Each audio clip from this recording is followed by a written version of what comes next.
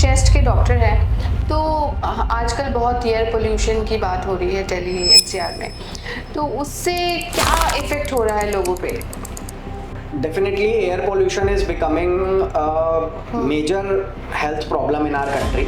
And हमारे को stress levels बहुत इंक्रीज होते हैं हमारे फीमेल्स में स्पेसिफिकली अगर मैं कहूँ तो हार्मोन इम्बैलेंस हो सकता है हमें एक्सेसिव एक्सपोजर की वजह से।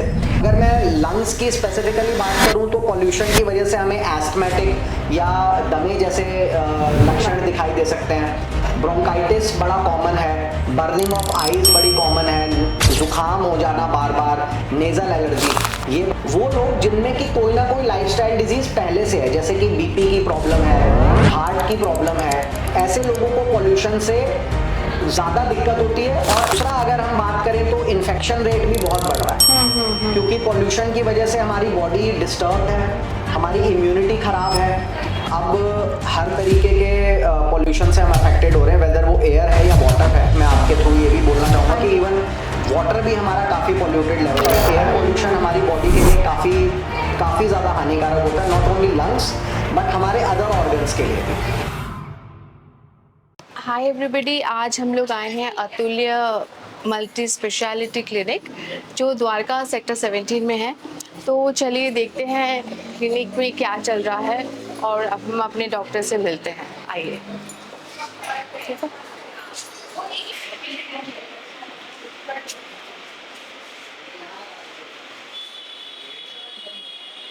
हाय एवरीबॉडी, आज हम लोग आए हैं डॉक्टर अंकित शर्मा से मिलने जो चेस्ट स्पेशलिस्ट है।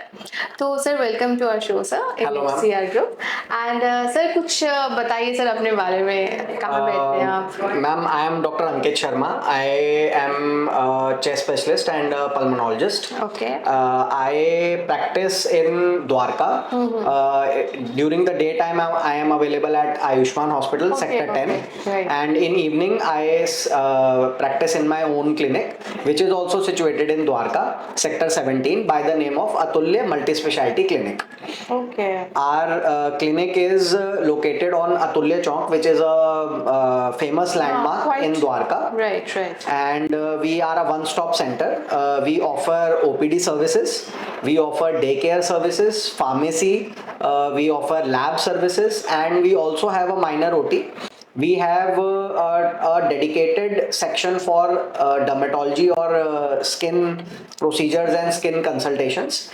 We have a dedicated doctor for children and newborn as a pediatrician. We also offer gynecology and obstetric services for women and women's health.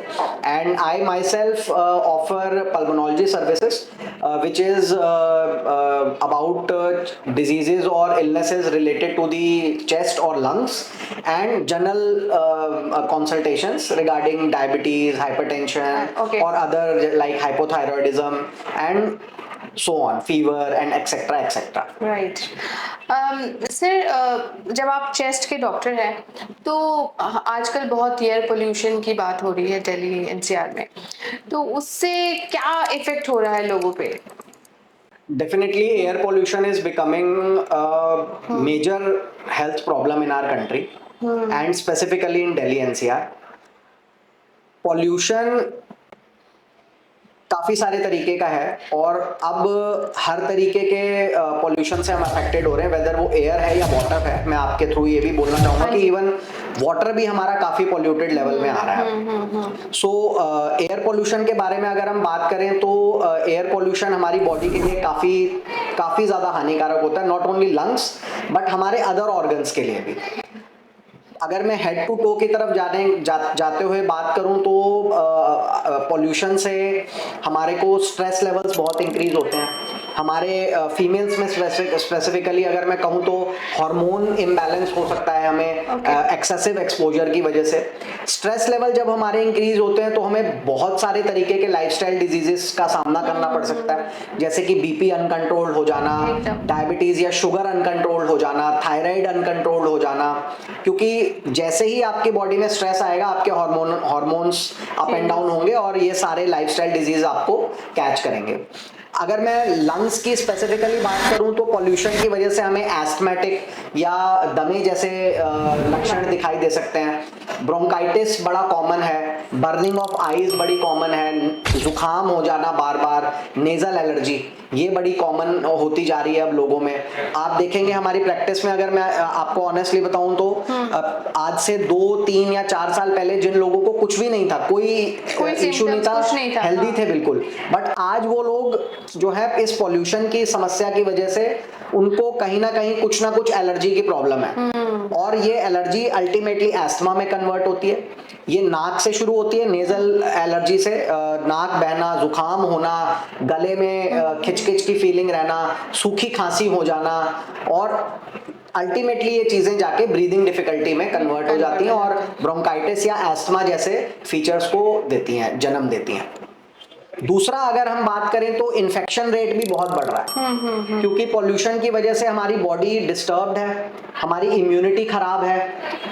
उसकी वजह से क्या होता है कि हमारे को इन्फेक्शंस जल्दी होने का और बार बार होने का रिस्क भी बढ़ता है, स्पेसिफिकली यंगर एज ग्रुप्स में, बच्चों में, और ओल्डर एज ग्रुप जो 65 प्लस है, एंड वो लोग जिनमें की कोई ना कोई लाइफस्टाइल डिजीज पहले से है, जैसे कि बीपी की प्रॉब्लम है, हार्ट की प्रॉब्लम है, ऐसे लोगों को पॉल्यूशन से ज्यादा दिक्कत होती है और ऐसे लोगों में इन्फेक्शन का रिस्क भी ज्यादा होता है कंपैरेटिवली नॉर्मल पॉपुलेशन के, जिनको ऐसी दिक्कतें नहीं आ रही हैं। तो air pollution definitely major health problem होता जा रहा है और हमारे को हर लेवल पे इफेक्ट कर रहा है, मेंटल भी, सोशल भी एंड फिजिकल भी, तीनों तरीके से हमें और अगर हम इससे बचना चाहते हैं तो हमें 2-3 चीजों का बड़ा जरूरी ध्यान रखना चाहिए।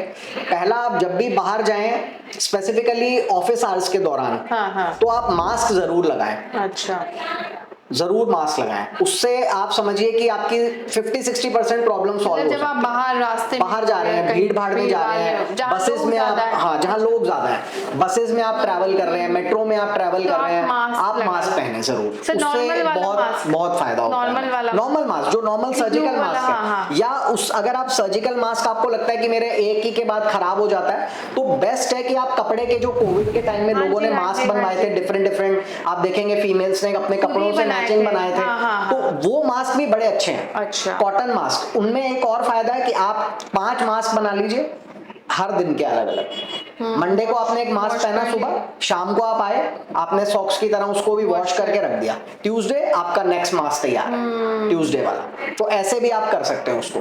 राइट। तो ये चीज है, एयर पोल्यूशन से हमें डेफिनेटली बचना चाहिए। पब्लिक ट्रांसपोर्ट का ज्यादा से ज्यादा यूज करें, कार पूलिंग अपने फ्रेंड्स के साथ करने की कोशिश करें, इन सब चीजों से हमारे प्लांट्स लगाएं, ये सब चीजें भी बड़ी जरूरी है, बहुत जरूरी है। तो ये कुछ तरीके हैं जिनसे हम एयर पोल्यूशन को खुद भी खत्म कर सकते हैं और बच भी सकते हैं उससे, ये चीज। Sir, as a chest specialist आपने कुछ लेसन है आपके कोविड से? डेफिनेटली कोविड शेयर करिए सर कुछ। कोविड मेरे लिए एक बहुत ही डिफिकल्ट टाइम रहा, क्योंकि उस समय मैं सफदरजंग हॉस्पिटल में था। अच्छा, ओके।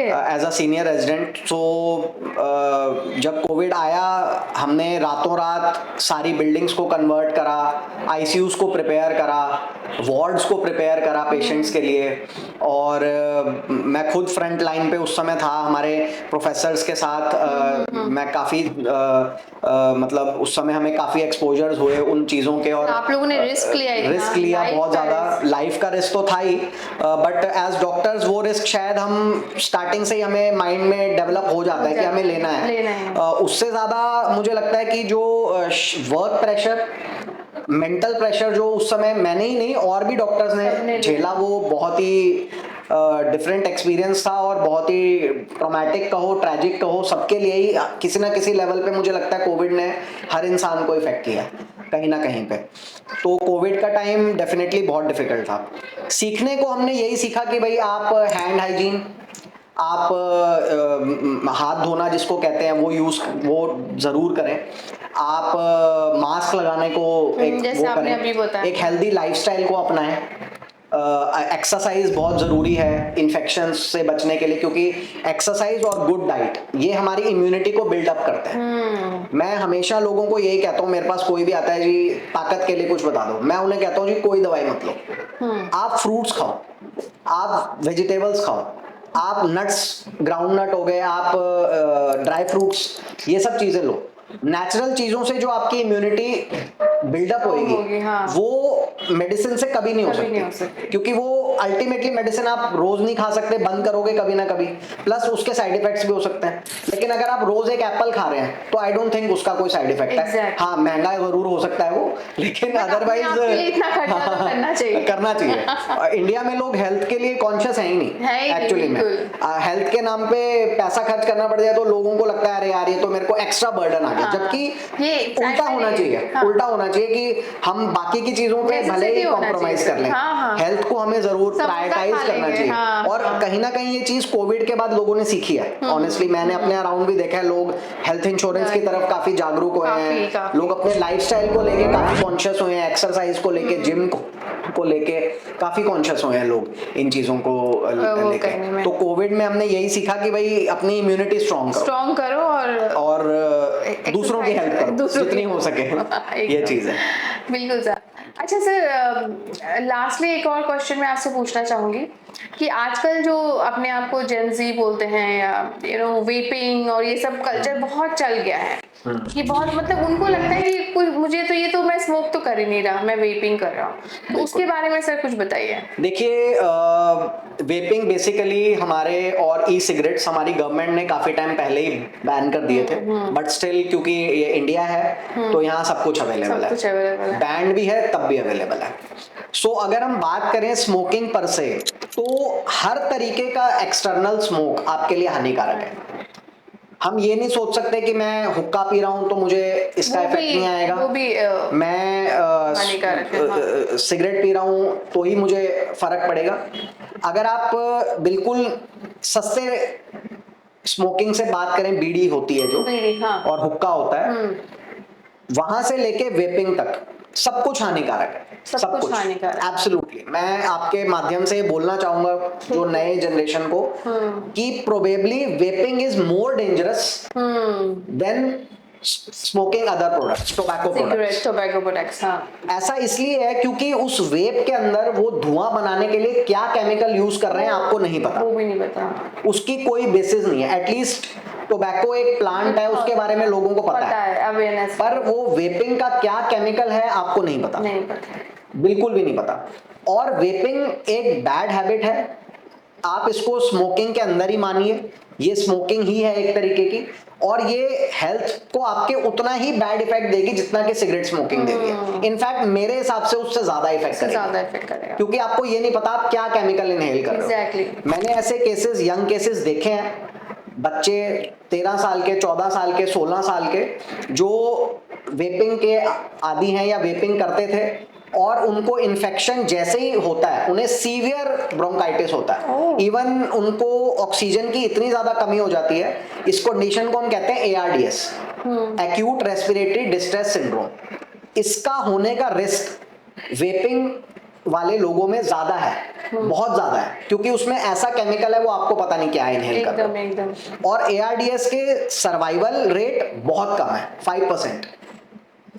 ये भी मैं ऑप्टिमिस्टिकली बता रहा हूँ, इतना डेंजरस है, it's very very dangerous. And मैं बोलना चाहूंगा लोगों को, young generation, if anybody is hearing me, आज ही आप वेपिंग को छोड़ें, इस फैशन को नकारें, अपने आप को बचाएं और अपने फ्रेंड्स को भी बचाएं, एकदम उनको भी बचाएं कि यार नहीं करना ये ज्यादा dangerous. No to vaping, absolutely no, big no to vaping.